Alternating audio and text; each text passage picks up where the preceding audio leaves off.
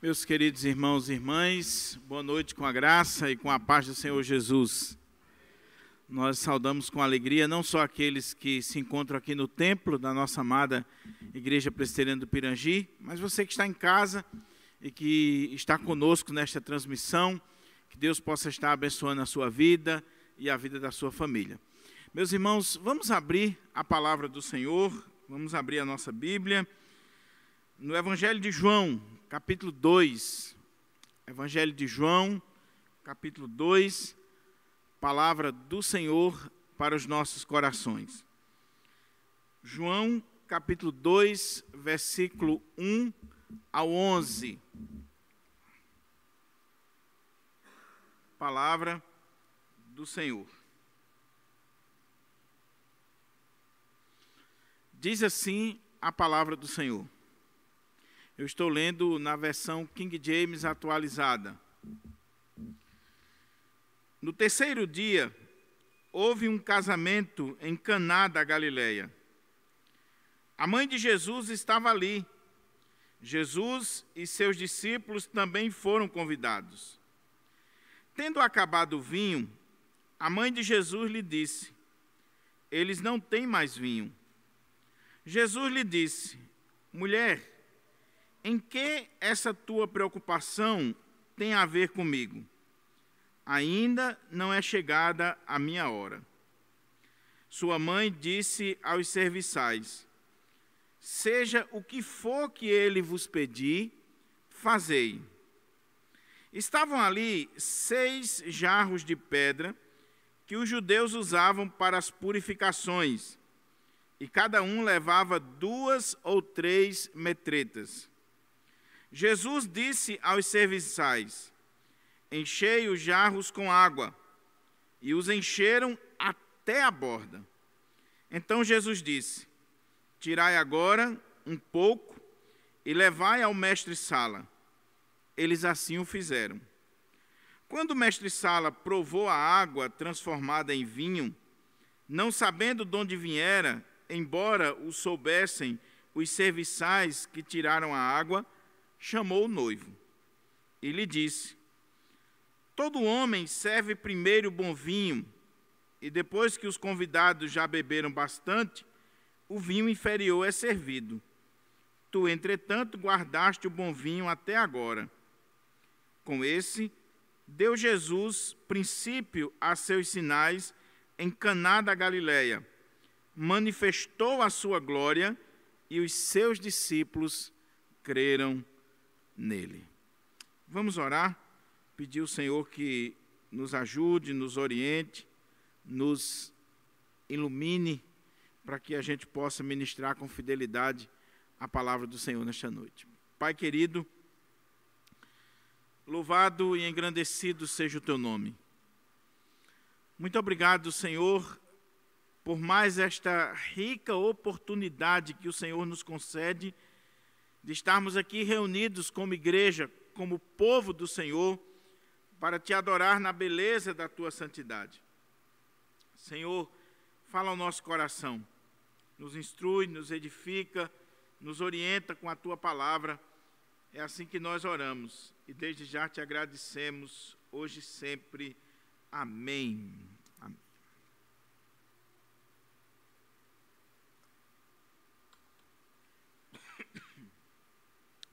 Mantenha a sua Bíblia aberta para que a gente possa considerar esse texto. O tema da mensagem, conforme já anunciado para os irmãos, é o convidado que salvou a festa de casamento. O convidado que salvou a festa de casamento. Nós estamos no mês de maio, e o mês de maio é o mês que é dedicado à família, e nós tratamos de assuntos, de temas relacionados com a família. É o mês das noivas, é o mês do casamento, é o mês onde as pessoas aproveitam para realizarem as suas festas de casamento. E quando a gente fala em casamento, a gente fala em festa, a gente fala em alegria, a gente fala em gente que está regozijando-se na presença dos seus convidados, dos seus amigos.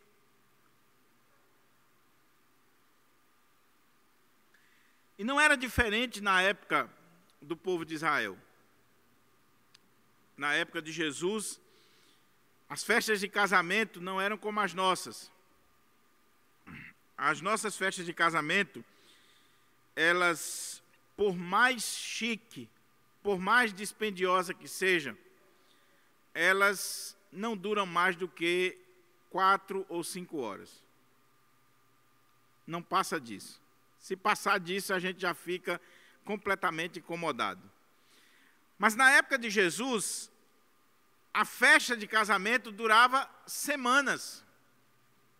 1 semana, 2 semanas, dependendo das posses, da riqueza do casal e da família, durava 15 dias.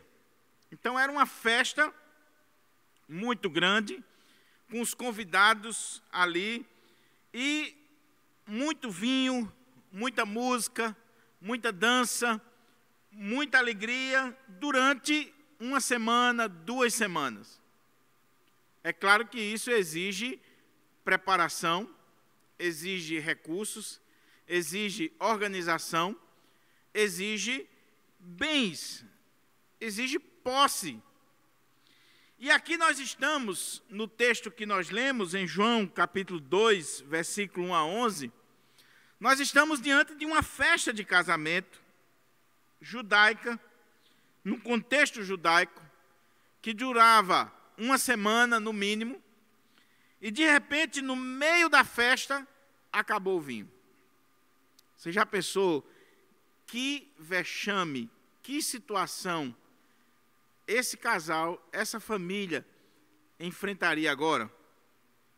Ter convidado pessoas, estar vivendo o momento mais feliz das suas vidas e, de repente, o ingrediente principal da festa acabou. Acabou o vinho.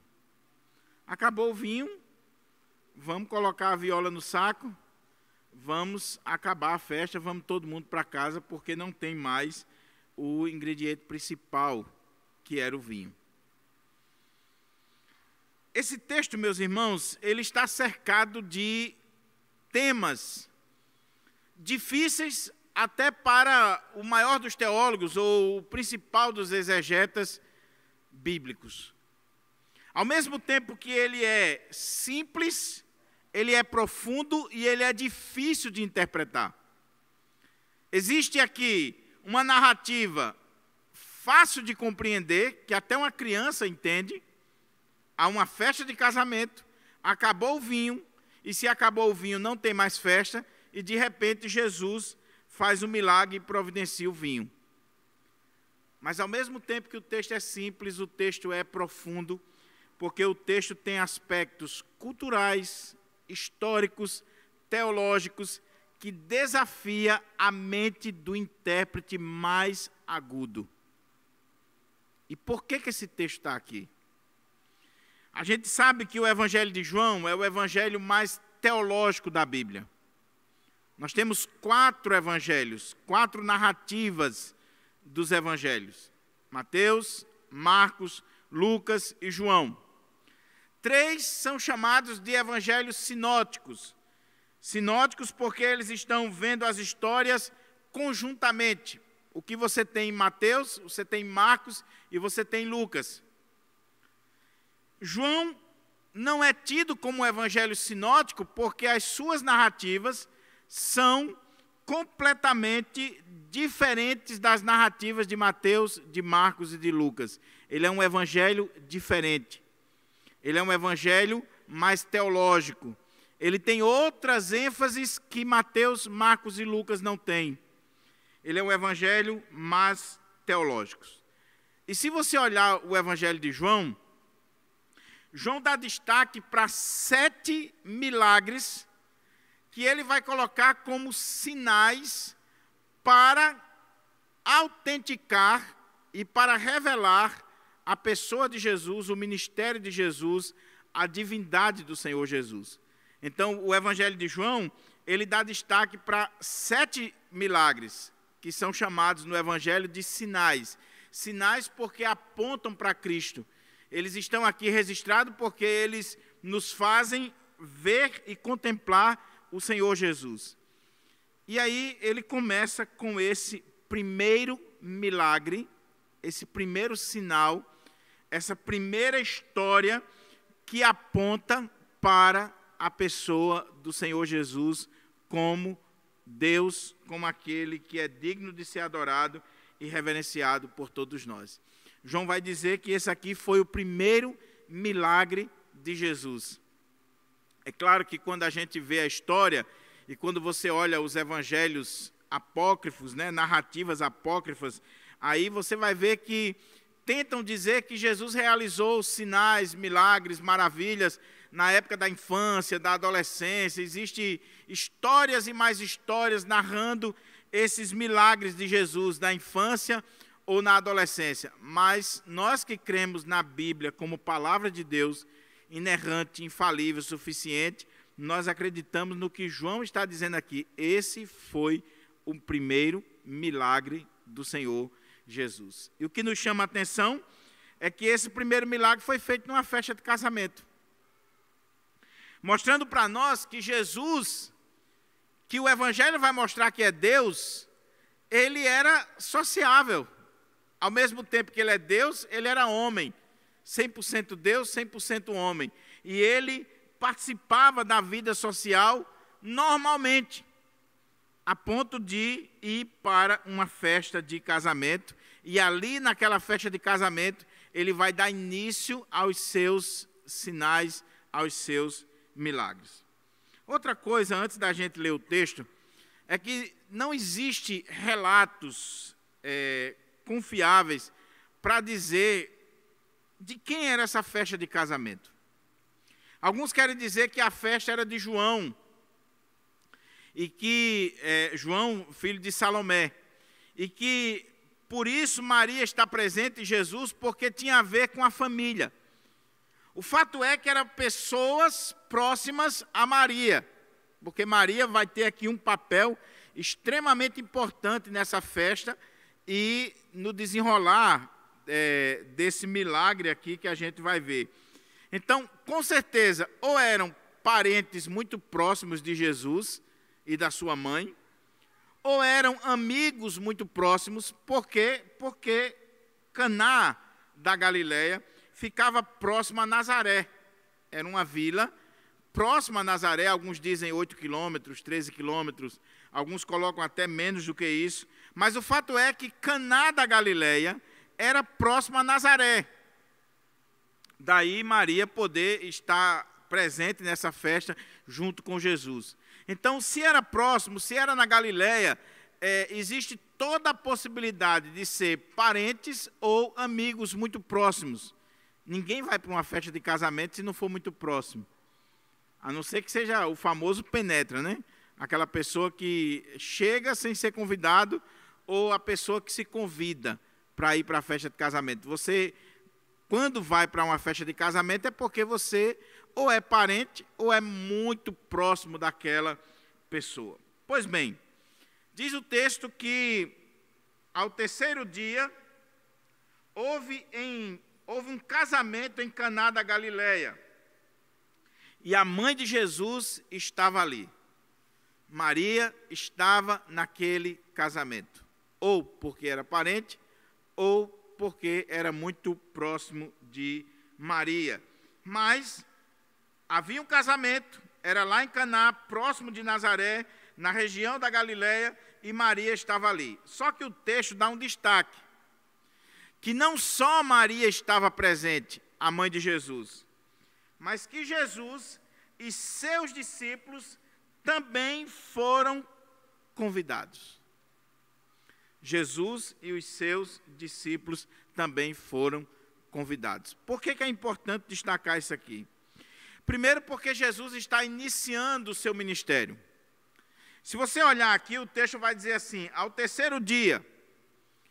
E Dr. William Hendricks, no seu comentário, ele diz que foi 3 dias após Jesus ter escolhido os primeiros discípulos, os primeiros seguidores, aqueles primeiros que iriam se tornar os pregadores, os apóstolos enviados do Senhor Jesus. Ele está começando o colégio apostólico, ele está começando o grupo de seguidores, e após ele ter escolhido esses homens, no início, no nascedouro, nos primórdios do seu ministério, Jesus foi convidado para essa festa de casamento, onde sua mãe estava presente, e ele vai com os seus discípulos. Duas coisas interessantes aqui. Primeiro, que Jesus foi convidado, e pelo menos aqui na nossa versão, diz que Jesus e seus discípulos também foram convidados. Então, já havia um conhecimento a respeito dos discípulos de Jesus, daqueles primeiros seguidores. E eles foram convidados para aquela festa. Guarde isso. Há uma observação de alguns estudiosos que diz o seguinte, que o vinho faltou nessa festa exatamente por causa dessa presença de Jesus com os discípulos. Jesus foi convidado, chega lá com mais 5, e aí já viu, né? Você planejou a festa para 10, chegou mais 5, meu irmão, já era. Vai faltar alguma coisa. E é claro que isso não é novo, naquela época existia também. Se hoje existe, você convida uma pessoa para um aniversário, ela vem e traz 10. E chega com a cara mais lavada do mundo, você convidou ela. Mas não, eu trouxe Chico, Manel, Sebastião, o gato, né? Então, alguns querem dizer que o vinho acabou porque Jesus foi convidado e levou os discípulos. A Bíblia não está dizendo isso. O que a Bíblia está dizendo é que Jesus e os seus discípulos foram convidados para aquele casamento. Então, o problema da festa não é que Jesus levou mais gente. O problema não é esse. Mas o ponto aqui, meus irmãos, que eu quero que vocês guardem, porque nas aplicações eu quero voltar a esse aqui, é que naquele casamento, naquela festa de casamento, tinha um convidado especial, que era Jesus, e vai ser esse convidado que vai salvar aquela festa. Aquele pessoal, ou por ser parente, ou por ser amigo muito próximo, ou por já terem uma reverência, um respeito, um carinho muito grande pela pessoa de Jesus, convidaram Jesus para aquele casamento, não só a sua mãe, convidaram ele e seus discípulos, e vai ser exatamente esse convidado que vai salvar a festa. Se ele não estivesse ali, eles tinham passado um vexame. Aí diz o texto que, tendo acabado o vinho, ou seja, mesmo tendo feito todos os preparativos, mesmo tendo tomado todos os cuidados para com aquela festa, acabou o vinho. Veja, meus irmãos, no contexto judaico, o casamento ele não acontece de um dia para a noite. Você tem o comprometimento, você tem ali o período do noivado, que já é um casamento firmado, e você tinha a cerimônia, a celebração de casamento, quando eles já tinham estruturado a casa, quando eles já tinham planejado a festa, quando eles já tinham estruturado tudo aquilo que era necessário para darem sequência à vida a dois. Isso começou lá na infância, quando os pais prometeram em casamento os seus filhos. E depois eles se comprometem a partir de um noivado, e em seguida vem a festa de casamento. Então nós precisamos ter cuidado, meus irmãos, quando nós olhamos para esse texto, porque no primeiro momento a gente pode cair nessa teoria de que faltou vinho porque teve mais gente, e aí Jesus é culpado de ter levado mais gente. Ou faltou vinho porque os noivos foram relapsos, é outra possibilidade, não planejaram direito, não olharam direito, não prestaram atenção à lista de convidados, não fizeram os cálculos necessários, foram negligentes, com isso faltou o vinho. A terceira possibilidade é que nós estamos falando aqui de um povo em Caná da Galileia, A região da Galileia era uma região de gente simples, gente humilde, gente pobre. Então esse casamento aqui não é um casamento de gente rica, abastada. Não é um casamento em Jerusalém, nos grandes centros, nas grandes cidades. Não é um casamento de aristocratas, de gente da elite de Israel.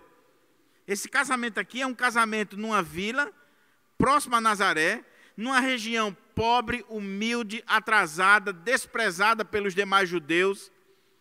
Então, o que pode ter acontecido aqui é que, como esse casal era um casal simples, de poucos recursos, faltou vinho, faltou ingrediente. Não é uma festa produzida, planejada ou feita por alguém que tem muito dinheiro, um mega empresário. Não, era um casamento de gente simples e faltou o vinho. Então, eu estou ressaltando esse ponto para que a gente não crie qualquer tipo de especulação, colocando em xeque aqui as pessoas que estavam ali presentes ou o próprio casal. Mas isso pode ter sido algo que acontece. Você planeja uma coisa e, de repente, acontece outra completamente diferente. Mas o fato é que, no meio da festa, acabou o vinho. Aí diz o texto que a mãe de Jesus lhe disse: eles não têm mais vinho. Veja, meus irmãos, que coisa interessante. Por que os estudiosos entendem que esse casal, ou essa família, ou essa festa era de alguém muito próximo de Maria, talvez um familiar de Maria? Porque Maria percebeu ou teve a informação de que o vinho acabou. Ou seja, ela estava tendo acesso à cozinha daquela casa, ao ambiente de onde saía o vinho, de onde saíam as comidas, de onde saía tudo necessário para aquela festa. Lembre-se que nós não estamos aqui numa festazinha, num ambiente de recepção. É uma semana de festa, com todo mundo ali vindo para a sua casa comer, beber, dançar. Já pensou? Imagine nessa festa assim, Renato e outros aqui da igreja. Então Maria, ela olha para o suprimento de vinho e diz: acabou o vinho. No meio da festa, o povo veio para cá para passar uma semana ou duas. E aí acabou o vinho. Com certeza eles não tinham mais dinheiro. Tinham feito aquela festa, juntado dinheiro a vida toda. E Maria vai conversar com Jesus. Algumas coisas nos chamam a atenção aqui. Primeiro, a percepção da mulher. Louvado seja Deus pela figura feminina, pela mulher. Porque a mulher, ela tem uma visão, ela tem uma percepção, ela tem como que um sexto sentido que o homem não tem. A mulher, ela tem a capacidade de chegar numa festa e ela entendeu o ambiente completamente. O homem não. O homem vai para uma festa de casamento, o máximo que ele viu foi a noiva, mas não pergunta detalhe do vestido da noiva, nem do penteado dela, nem do sapato, que ele não viu. Ele não viu, ele pode ter visto o noivo, o colega dele que está ali. Agora, não pergunta sobre o paletó do colega, sobre a gravata. Mas a mulher, ela vai para o casamento, pergunta para ela sobre o vestido da noiva, o sapato da noiva, os detalhes, sobre a gravata do noivo. Pergunta para ela sobre os enfeites que estão dentro da igreja. Pergunta para ela sobre os pratos. Ela conhece os detalhes, ela vê os detalhes. O homem não. A mulher sabe se deu alguma coisa errada ali naquela festa. Por quê? Porque a mulher tem essa percepção. E Maria, ela viu que o vinho tinha acabado e aquele casal ia passar uma vergonha muito grande. Um desastre estava acontecendo naquele casamento. Então ela chega e diz para Jesus: eles não têm mais vinho. E aqui, meus irmãos, o texto ele começa a ganhar uma dimensão profunda, uma dimensão que a mente como eu disse, do mais agudo exegeta ou teólogo, ela fica inquieta. Porque a grande pergunta é, por que Maria vai trazer isso exatamente para Jesus? Por que ela está chegando para Jesus e diz assim, olha, eles não têm mais vinho? O que Jesus tem a ver com isso? Ele é um convidado. Ele é mais um na festa. Ele é filho dela, sim, mas ele está ali como um convidado. A pergunta é, que tipo de conhecimento Maria tem a respeito de Jesus para levar esse problema ao Senhor Jesus? Ela tinha consciência que ele podia fazer o milagre? Ele não tinha feito nenhum milagre ainda. Porque João diz que esse aqui foi o primeiro. Se ele não tinha feito nenhum milagre e Maria não tinha visto nenhum milagre, por que ela está levando esse problema para Jesus? Por que ela, por exemplo, não levou o problema para José? José nem é citado aqui.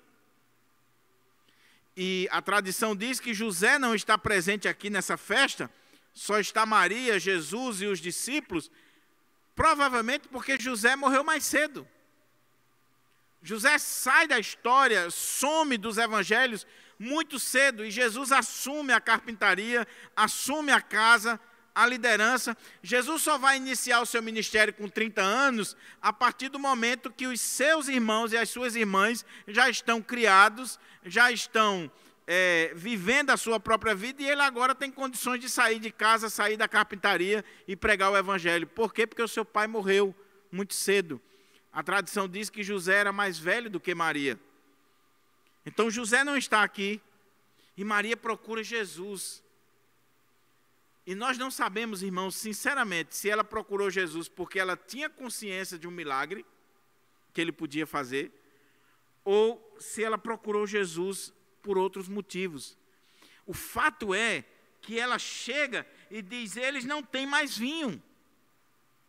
E aí Jesus lhe disse, mulher, e essa tradução aqui é belíssima, porque a atualizada normal e a corrigida, ela gera uma ambiguidade na compreensão do texto. Mas essa tradução e a NVI é belíssima, porque diz assim, Jesus lhe disse, mulher, em que essa tua preocupação tem a ver comigo? Na atualizada normal diz, que tenho eu contigo? Parece uma coisa bruta, mal educada. Mas o ponto é, essa sua preocupação que faltou o vinho, ou a sua preocupação com a festa, o que eu tenho a ver? Qual é a minha responsabilidade nesse quesito? A festa não era de Jesus, ele era um convidado. Então, o que ele tinha a ver com aquela preocupação de Maria de que tinha acabado o vinho? Aí ele diz, ainda não é chegada a minha hora. E aí tem algumas coisas interessantes aqui. Primeiro, Jesus chama ela de mulher. Segundo, Jesus diz que não tem nada a ver com aquela preocupação dela, com aquela situação ali. E terceiro, ele diz, não é chegada a minha hora. Três coisas interessantes. Primeiro, ele disse mulher. E tem muito pastor que quando pega esse texto, e muito crente, diz assim, está vendo aí, ó? Jesus nunca chamou Maria de mãe. Chamou mulher. Ô, meu querido, cuidado quando você for querer impor ao texto a sua visão. Jesus não está sendo aqui desrespeitoso com a sua mãe. Pelo contrário, a expressão mulher, no contexto hebraico, é uma expressão honrosa, é uma expressão de respeito. É a mesma coisa dele estar dizendo assim, senhora, sim senhora. Mulher, lá em Gênesis, no capítulo 3, versículo 15, tem uma promessa. Nascerá um da semente da mulher. Então, quando o judeu usa essa expressão mulher, não é uma expressão de rebaixamento, com falta de respeito. Jesus não está aqui desrespeitando a sua mãe. É claro que Jesus chamou Maria de mãe. Só que o foco do evangelho não é esse. Mas o ponto aqui, ele não está desrespeitando a sua mãe, ele está tratando ela com a maior honra possível, chamando ela de mulher. Era um termo respeitoso, amável. Só que ele agora começa a falar como Deus.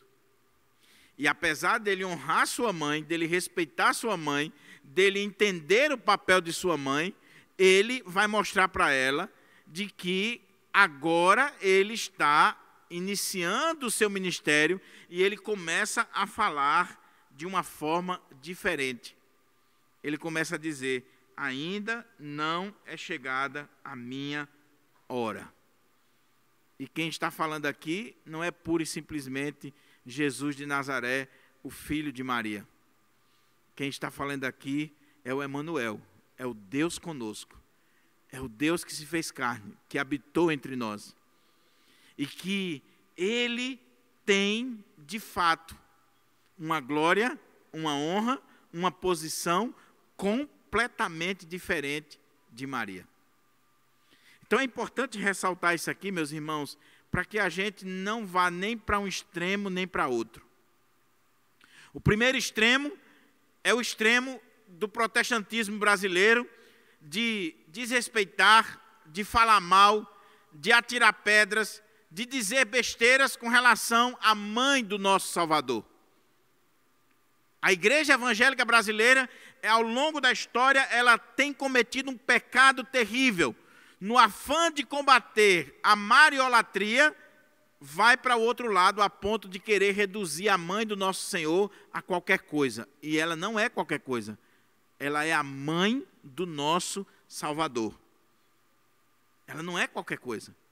Então, nós precisamos respeitar a mãe do nosso Senhor. E aí, por causa dessa teologia claudicante, fajuta, meia tigela, que foi implantada na igreja brasileira, a pessoa olha uma expressão como essa, Jesus dizendo assim, mulher, e às vezes até por causa da tradução, que tenho eu contigo, como se ele estivesse tratando mal a mãe, como se ele fosse um filho mal educado, um filho perverso, nada disso. Ele está dizendo, mulher, ou senhora, ou ele está tratando ela com respeito, mas colocando ela no devido lugar. Essa preocupação que você está tendo ainda não é a minha, porque não chegou a minha hora. Na minha hora eu vou agir. E veja, meus irmãos, como eu disse, nós nem podemos ir para o extremo de desprezar a mãe do nosso Salvador e usar de palavras duras, perversas contra a mãe do nosso Salvador, nem podemos ir para outro extremo do catolicismo romano, da mariolatria, de colocar Maria num lugar que não é o dela.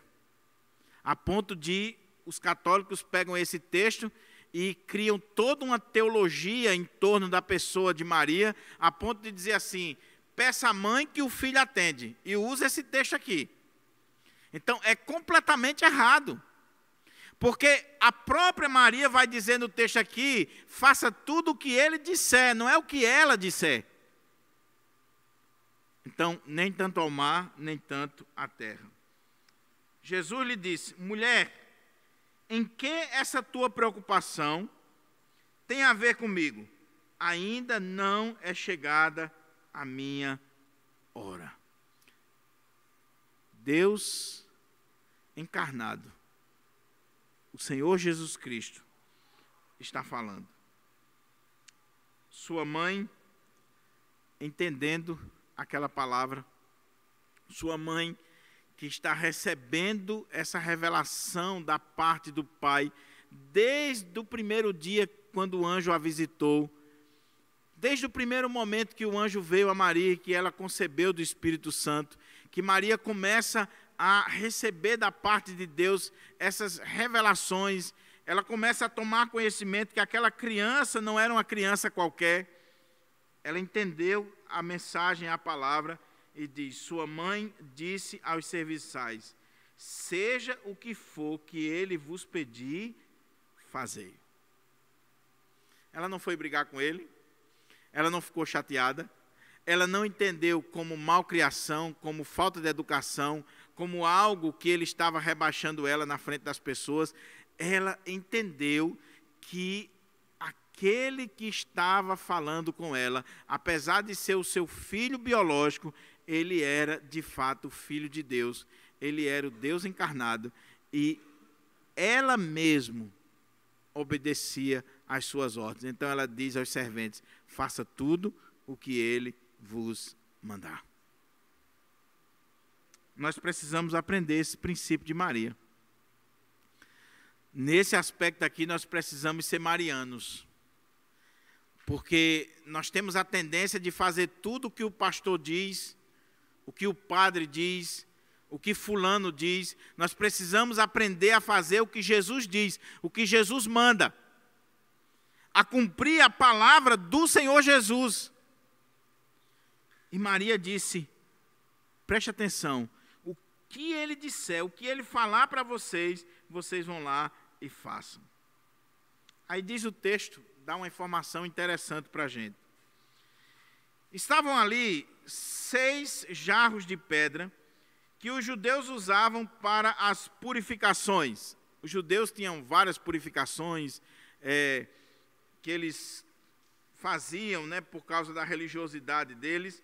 E diz o texto que cada uma levava 2 ou 3 metretas. Trocando em miúdos, se eram 6 jarros de pedra que tinha ali para as purificações, quando você vai trazer essas medidas para o nosso contexto, cada vaso daquele ali cabia em torno de 80 a 120 litros de água.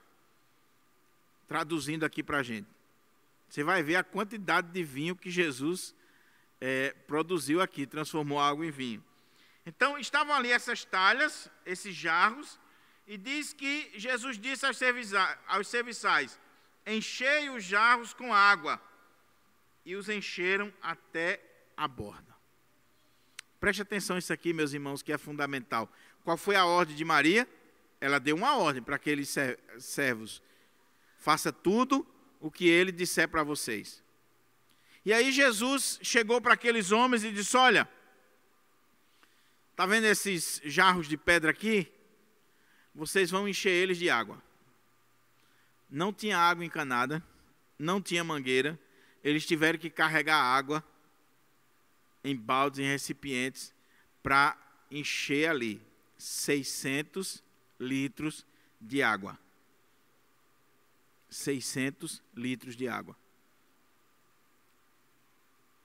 Talvez você diga assim: que ordem absurda, né? Que palavra é essa?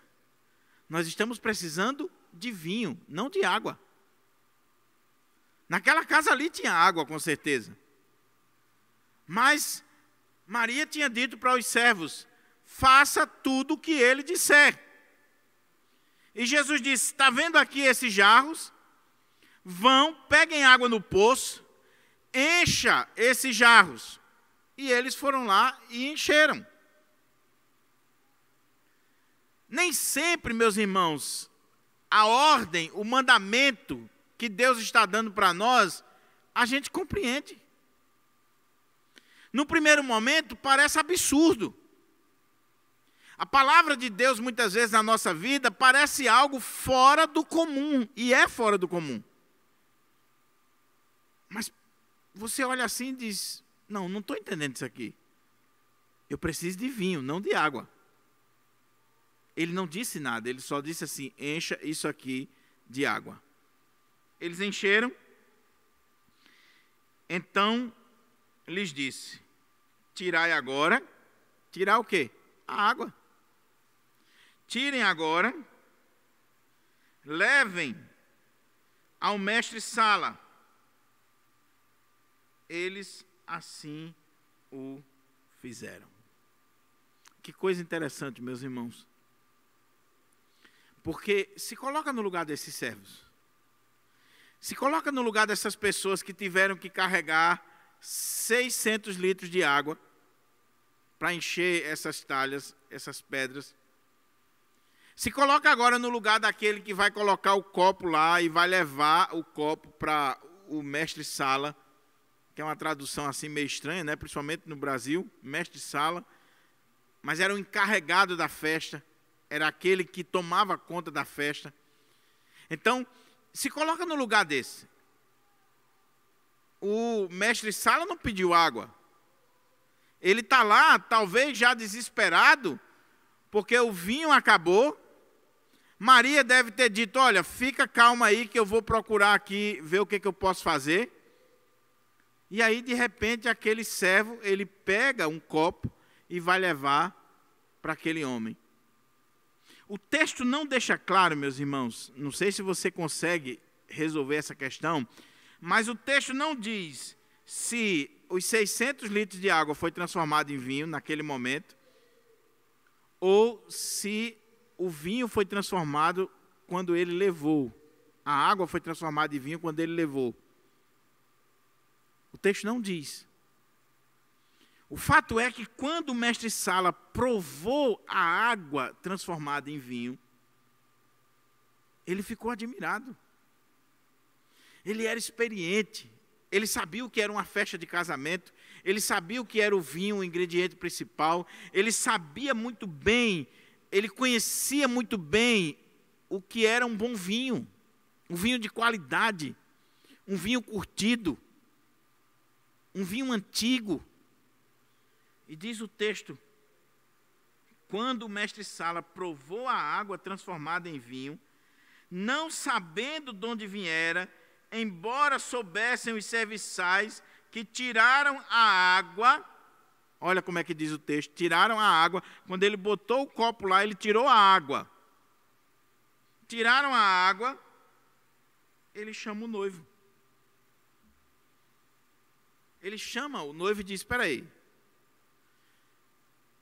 todo mundo, olha como é que o texto diz, todo homem serve primeiro o bom vinho, e depois que os convidados já beberam bastante, o vinho inferior é servido. Tu, entretanto, guardaste o bom vinho até agora? O que é isso que você fez? Espera aí, o chefe desse negócio aqui sou eu. Eu que tomo conta dessa festa. Você me contratou para cuidar dessa festa. E a regra da festa, no nosso contexto, é que se serve primeiro o bom vinho, o melhor vinho. E aí você deixou o melhor vinho para o final?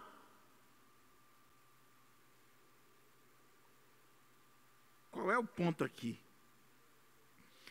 Aquela água transformada em vinho pelo Senhor Jesus foi um milagre tão extraordinário. A mudança dos elementos foi algo tão extraordinário que Jesus produziu um vinho que nos lábios daquele homem experiente, daquele homem que provou. Veja que Jesus manda para o experiente, para o que sabe das coisas. Ele provou o vinho e ele disse, esse aqui é o melhor vinho, é o bom vinho. E você sabe que um vinho bom significa dizer que ele é antigo, que ele está curtido, que a safra é uma safra maravilhosa. Ele disse, é o bom vinho. E ele chama o noivo e questiona. Aí diz, com este sinal, com este milagre, Jesus deu princípio aos seus sinais em Caná da Galileia, manifestou a sua glória e os seus discípulos creram nele. Essa é a história. Uma história simples, que até uma criança entende, mas ao mesmo tempo profunda, que desafia as mentes mais agudas, e uma história que tem lições preciosas para mim e você, para que a gente possa colocar na nossa vida.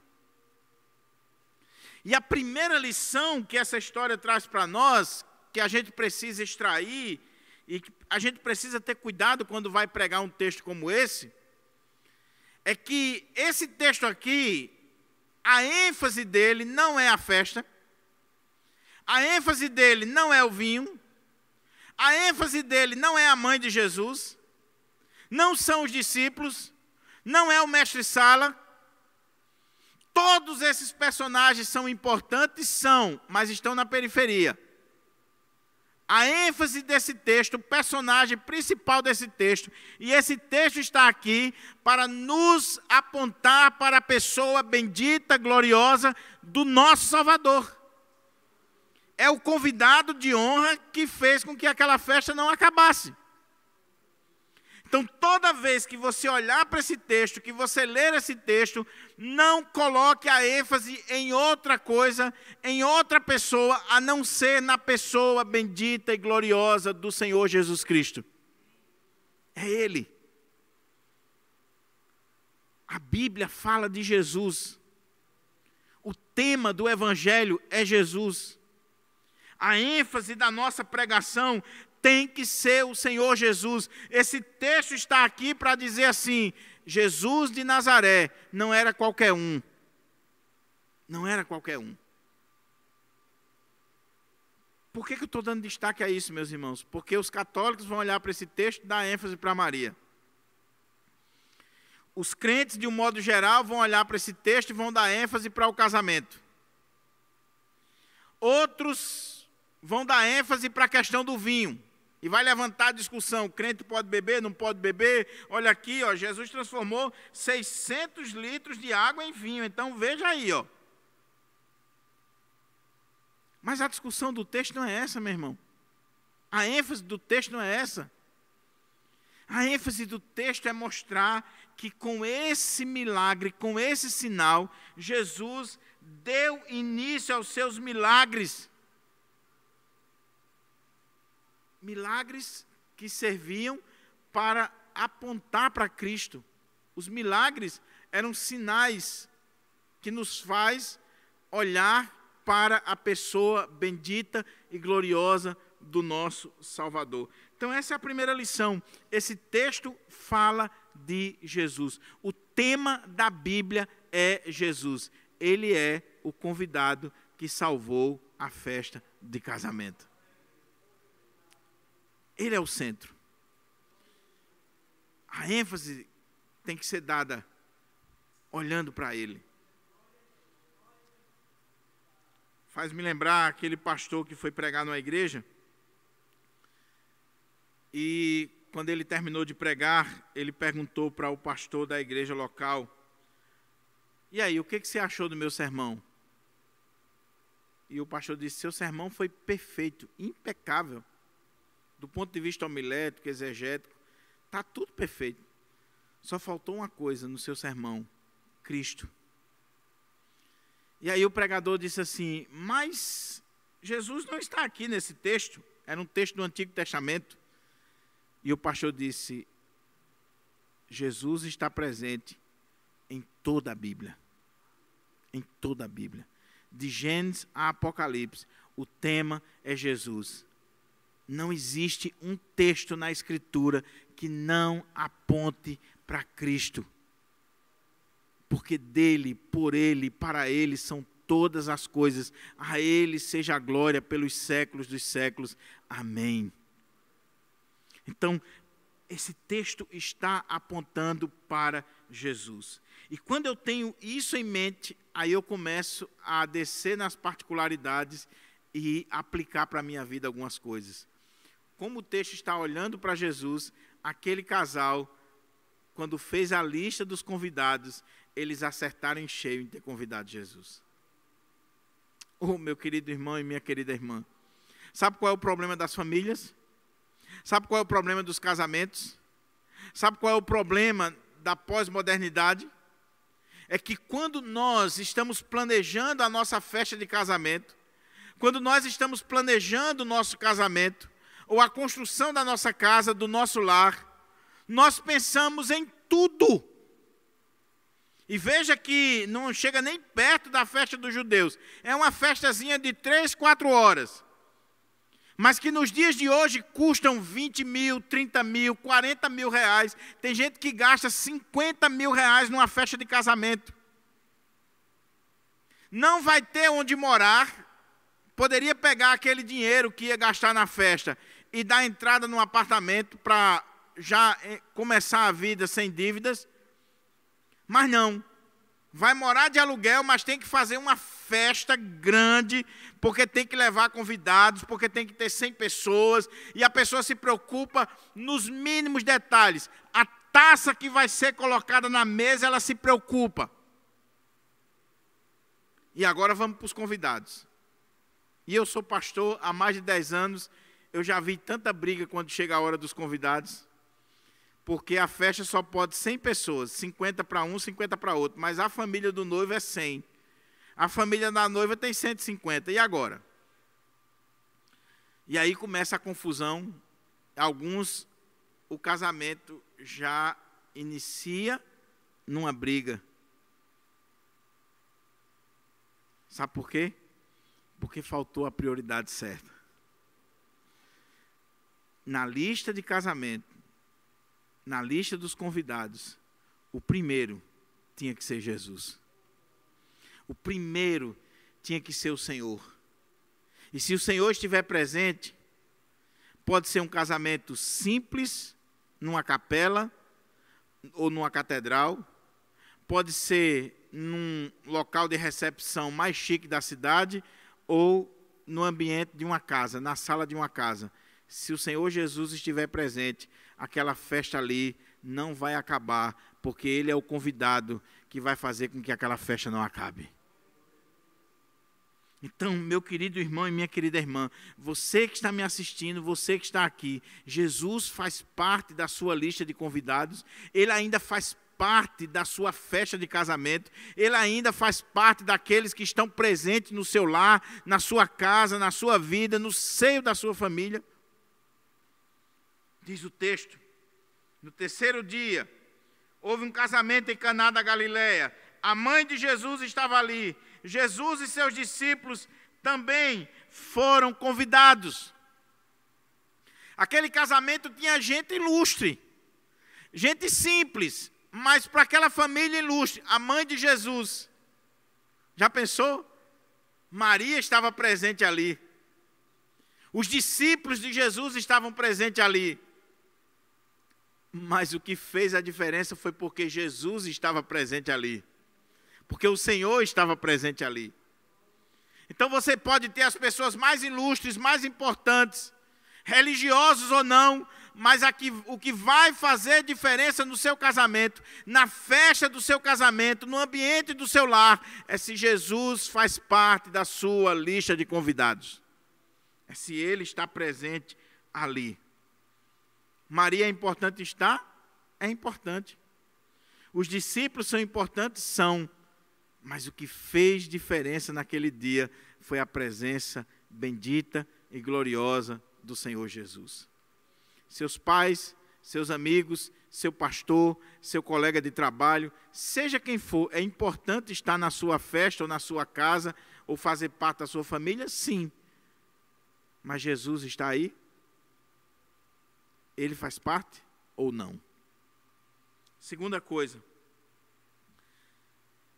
levando em consideração que Jesus é o personagem principal e é o foco principal, e por isso que ele tem que fazer parte dessa lista de convidados, ele tem que fazer parte dessa minha preocupação quando eu estou planejando a festa, quando eu estou planejando o meu casamento, quando eu estou planejando a minha vida a dois, quando eu estou planejando o meu lar, Jesus tem que fazer parte. A segunda coisa que eu preciso aprender é que mesmo Jesus fazendo parte, nós não estamos imunes do vinho acabar em algum momento.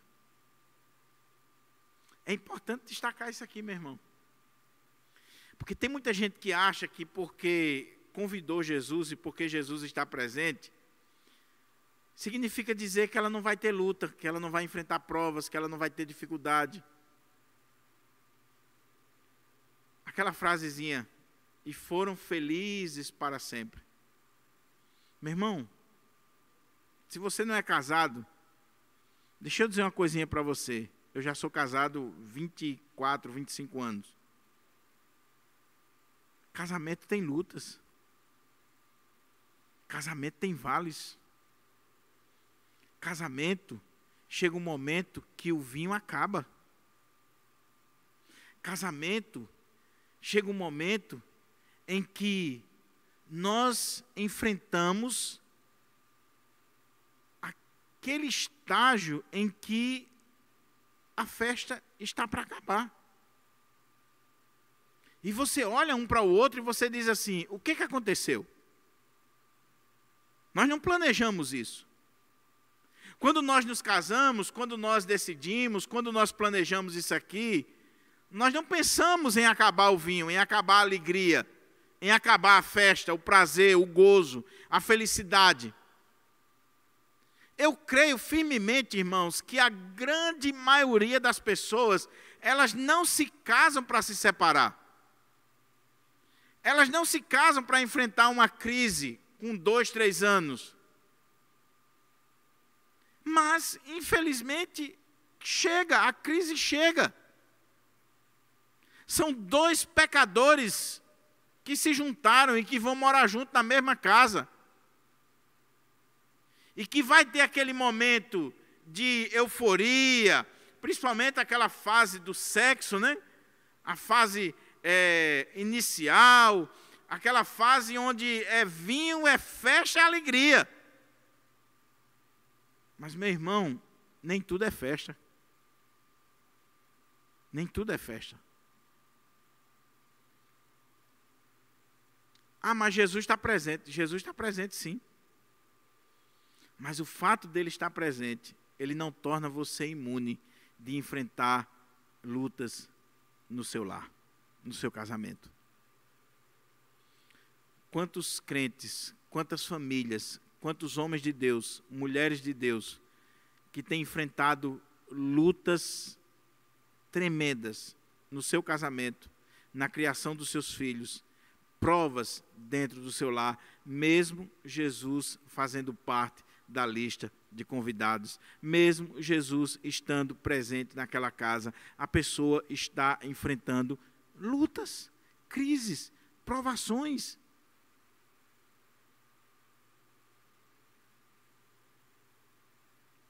Por que eu estou ressaltando isso aqui, meus irmãos? Porque nós temos a tendência, na igreja evangélica brasileira, de, nesse campo, sermos hipócritas ao quadrado. De pintarmos um quadro de perfeição no nosso casamento e no nosso lar, que não existe. Que não existe. No dia que você vê um casal perfeito, no dia que você vê um casal na igreja, seja a família pastoral, seja de quem for, que você vê um casal perfeito, que diz, olha, a gente nunca teve uma discussão, nunca teve um problema, nunca teve isso, nunca teve aquilo. Meu irmão, pode ficar ciente que você está diante de um grande mentiroso, de um grande pilantra. Agora, Jesus presente, Ele vai nos dar graça para vencer as lutas. Jesus presente, Ele vai realizar milagres que o homem não consegue realizar. Jesus presente, Ele pode trazer de volta o vinho da alegria, do prazer, do contentamento na vida do casal. Jesus presente, Ele pode fazer um milagre na vida do filho rebelde, da filha rebelde. Jesus presente, Ele pode fazer com que aquele lar, aquele casamento, aquela família que está se desintegrando, ela volte a gozar de alegria e ter festa naquela casa. Porque Ele está presente. Porque Ele está presente.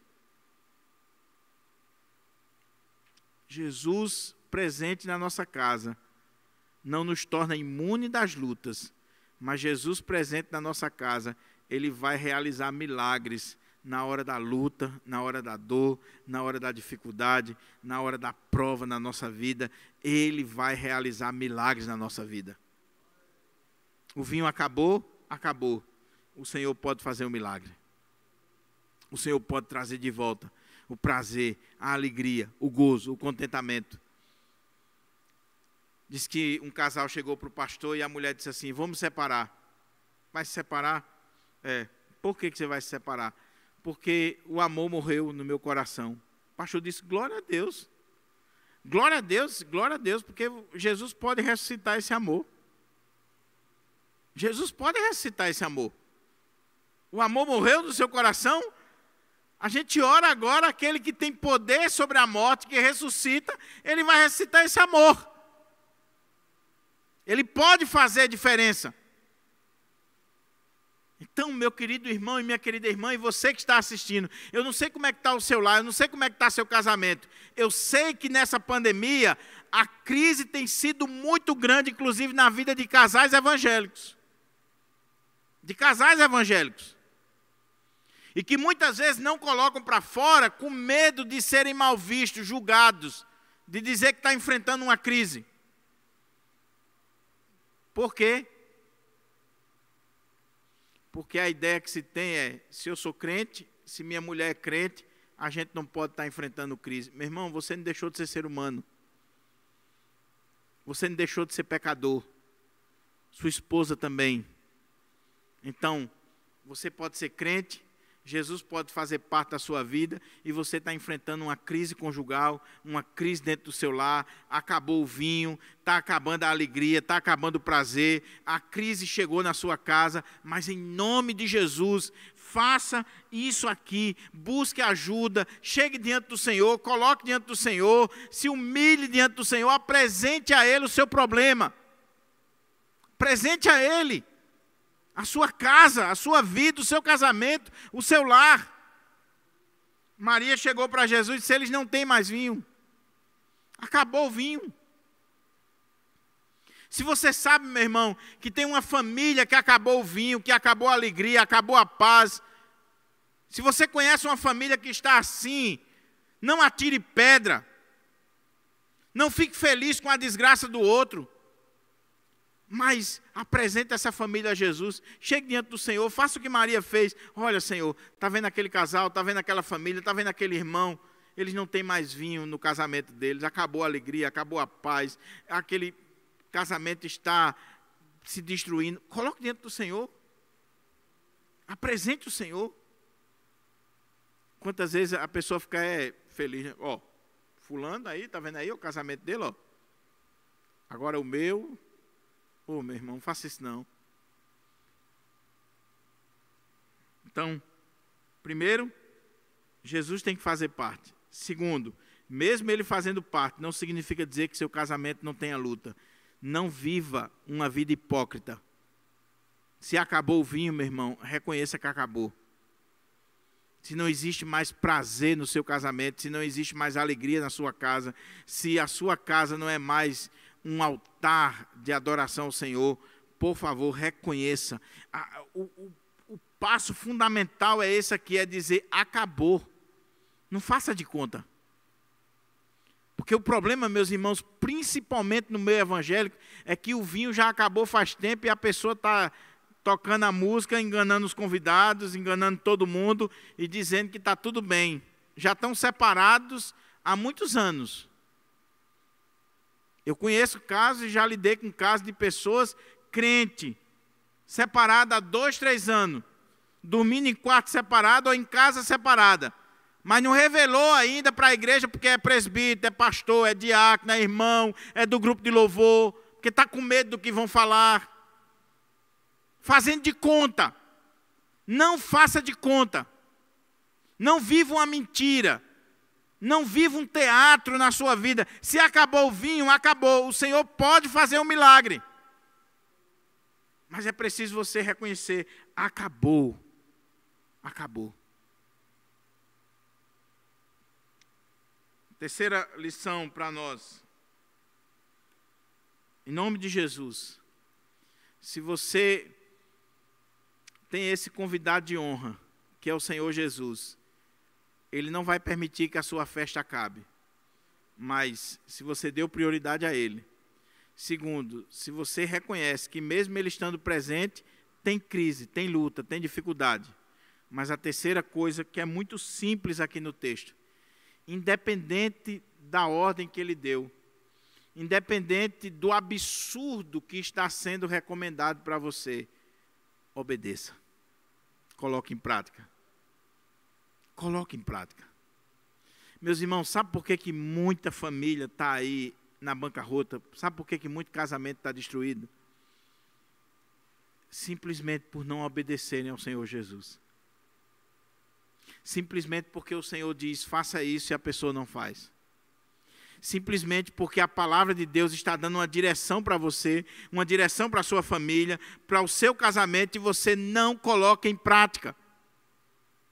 E o milagre de Deus vai acontecer na nossa vida a partir do momento que nós formos obedientes, submissos à palavra do Senhor. A palavra do Senhor tem que ter prioridade na nossa casa, na nossa vida.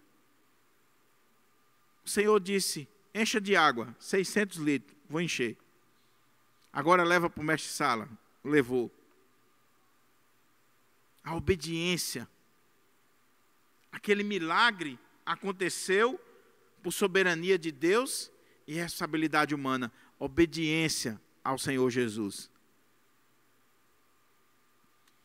Meus irmãos, muitos lares, muitos casamentos estão destruídos. Chegaram ao divórcio por falta de obediência à palavra de Deus. Por não se submeterem ao Senhor Jesus. O texto diz algo tremendo que me chama muita atenção. E eu quero concluir com isso aqui para que a gente possa orar. Primeiro, Jesus faz parte da lista de convidados. Eu dei prioridade a ele. Segundo, eu reconheço que mesmo Jesus estando presente, eu não estou imune a lutas, a provações, ao vinho acabar na minha casa. Mesmo Jesus estando presente na minha casa, eu posso enfrentar dor, sofrimentos, intempéries, crises conjugais, crises financeiras, crises na área da saúde. Eu posso enfrentar, mas eu não vou estar só. O Senhor está comigo. E se Ele está comigo, Ele pode fazer um milagre. A terceira coisa é que aquilo que o Senhor determinar para mim, eu vou obedecer, eu vou fazer, eu vou continuar sendo crente em Jesus. Eu vou continuar fazendo aquilo que eu tenho que fazer. Eu vou amar minha esposa. A irmã vai dizer, eu vou amar o meu esposo. Eu vou cuidar da minha família. Eu vou levar a minha família para a casa de Deus. Eu não vou abrir mão do meu casamento. Eu não vou entregar o meu marido ou a minha esposa de bandeja na mão do inimigo ou de uma prostituta qualquer.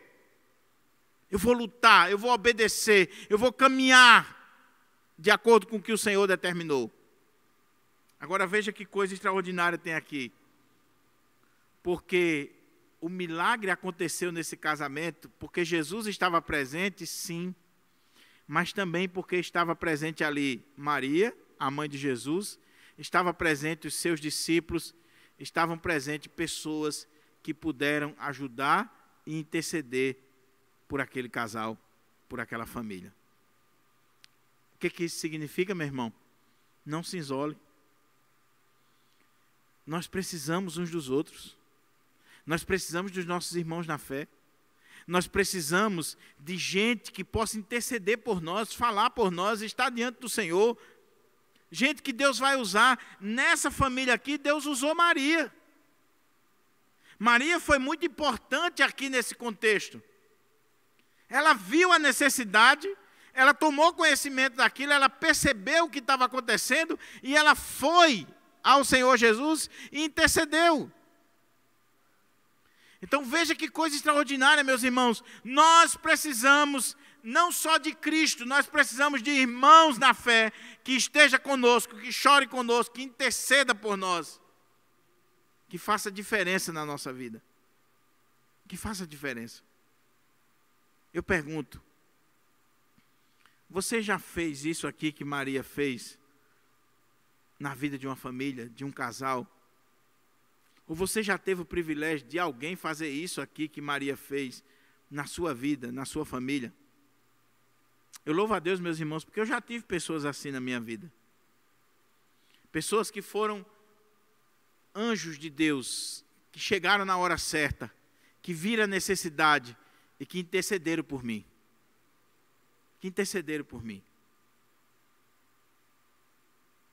Deus coloca pessoas na nossa vida para nos abençoar. E a gente precisa abrir a mente para isso.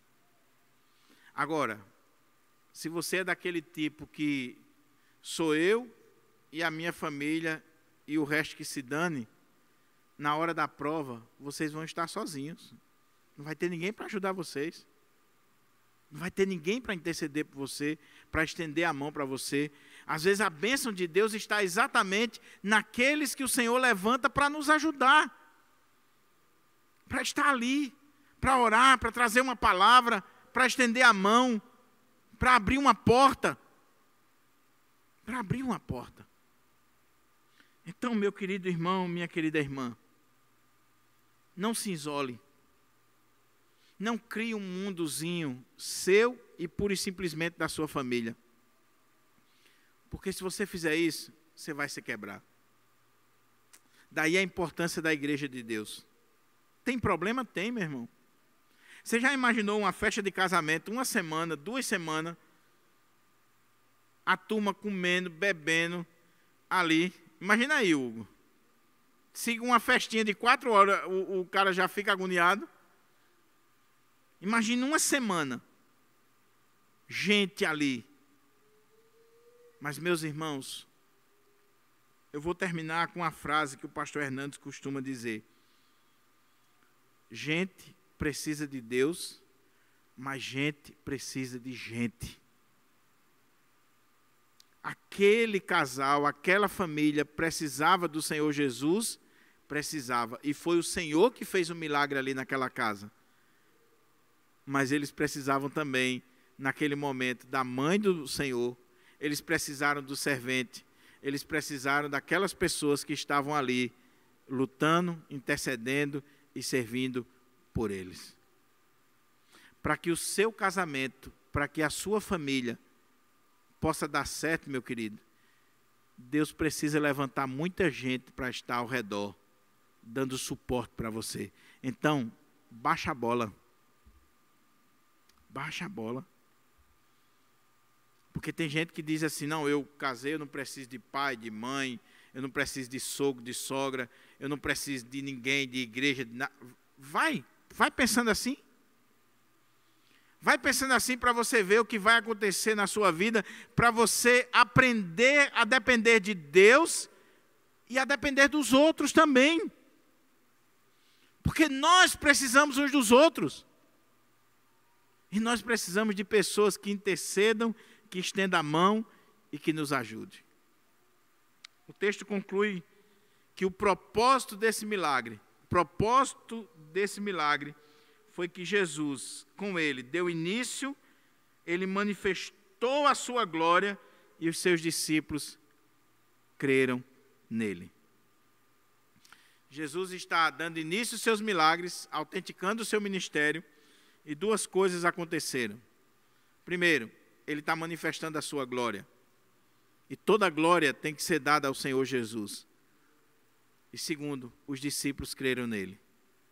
Meu querido irmão, minha querida irmã, o seu casamento, a sua família, sabe por que o Senhor faz milagres? Sabe por que o Senhor provém todos os dias no seu casamento, na sua casa? Sabe por que o Senhor tem aberto as janelas dos céus sobre o seu casamento, sobre a sua casa, sobre os seus filhos? É para que Ele seja glorificado e para que você creia nele a cada dia. Veja os milagres de Deus na sua casa. Veja os milagres de Deus no seu casamento. Você está de pé, meu irmão, você está de pé, minha irmã, você tem o que comer, você tem trabalho, você tem a sua família, só porque o Senhor, Ele quer que o nome dEle seja glorificado no seu lar e que você continue crendo nele. É por isso que Ele está fazendo milagres na sua casa. Então, creia em Jesus, ame Jesus, glorifique o nome de Jesus, que o seu casamento seja de fato para a glória de Jesus, que o seu trabalho, tudo na sua vida seja para manifestar a glória de Jesus. E que você creia nele. Creia nele. Meus irmãos, eu já vi tantos milagres de Deus no meu casamento. O fato de eu estar casado 25 anos, 24 anos, já é um milagre. Porque, pense num camarada difícil, Deus agiu com graça e misericórdia na vida da minha esposa. e ela é difícil também. Pensa numa paraibanazinha difícil. Então, meu irmão, 25 anos é milagre de Deus. E esse milagre é para quê? Para que o nome do Senhor seja glorificado, para que eu continue crendo nele. Nesses 25 anos, Deus tem aberto as janelas dos céus, Deus tem feito maravilhas, tem lutas, tem dificuldades, tem provas, e quando você acha que tudo está se acabando, que não vai ter mais nenhuma perspectiva, o Senhor faz mais um milagre. O Senhor transforma água em vinho, o Senhor traz de volta a alegria, o Senhor traz o cântico, a festa, o frescor no nosso casamento, e a gente crê no Senhor, glorifica o nome do Senhor. Então, meu querido irmão e minha querida irmã, não interessa como é que está seu casamento, não interessa como é que está o seu lar, não interessa se o vinho acabou, não interessa se a festa parou, não interessa se vocês estão desesperados. O que interessa é: entregue a sua família ao Senhor Jesus, esse problema ao Senhor Jesus, que Ele vai manifestar a sua glória, Ele vai fazer um milagre e vocês vão crer nele. Que seja assim, em nome do Senhor. Vamos ficar de pé para a gente orar, pedir ao Senhor que